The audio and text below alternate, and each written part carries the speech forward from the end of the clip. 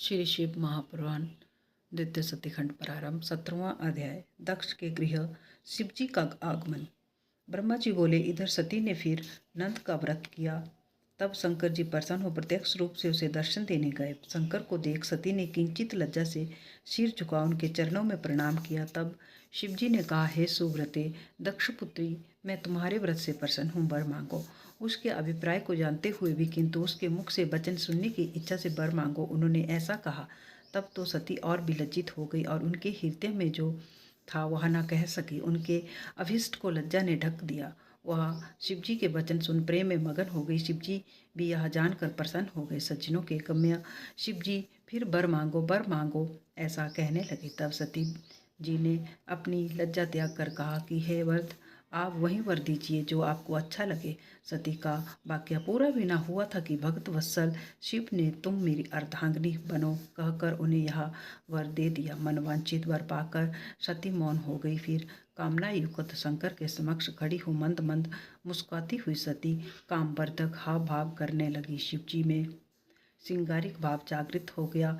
फिर तो उन दोनों की चित्रा और चंद्रमा की सी अपूर्व शोभा बन गई। फिर सती ने हाथ जोड़ भक्त वत्सल शिवजी ने नम्रतापूर्वक कहा कि हे देव देव महादेव, हे प्रभु, हे जगत पते, मेरे पिता के समक्ष विवाह विधि से आप मुझे स्वीकार करें। सती के ये वचन सुन भक्त वत्सल शंकर जी ने उन्हें प्रेम से देखा और तथा अस्तु कहा। सती जी मोह और हर्ष से युक्त हो शिवजी को समझा और उनसे आज्ञा ले माता के पास आई। शिवजी हिमाचल शिखर पर अपने आश्रम में पहुँचे। सती के वियोग में अब उनकी ध्यानाधिक क्रियाएं कम होने लगी। अब उन्होंने सांसारिक गति का आश्रम लिया। मन को सावधान कर उन्होंने मुझ ब्रह्मा का स्मरण किया। मैं उनके पास पहुंचा।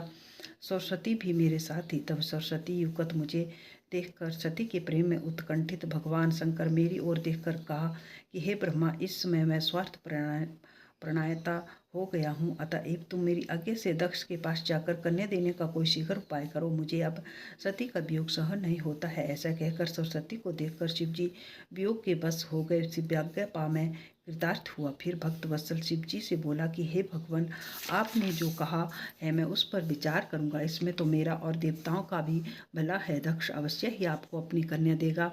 फिर मैं भी आपकी आज्ञा से उससे कहूँगा। ऐसा कह मैं एक दुर्गामी रथ पर बैठ शीघ्र ही दक्ष के घर पहुंचा। उधर सती अपने पिता के घर में पहुंच बड़े हर्ष से अपनी सखी द्वारा माता पिता के पास शिवजी से प्राप्त अपने वर प्राप्ति का समाचार कहला रही थी और उसकी प्रसन्नता में उनके माता पिता बड़ा उत्सव कर रहे थे। तब तक सहसा मुझे वहां उपस्थित हुआ देख दक्ष सिर झुका प्रणाम किया और आसन देकर बिठाया तथा आगमन का कारण पूछा। तब मैंने शिवजी की विकलता देख कर दक्ष से शिवजी के लिए सती का देने का विचार किया।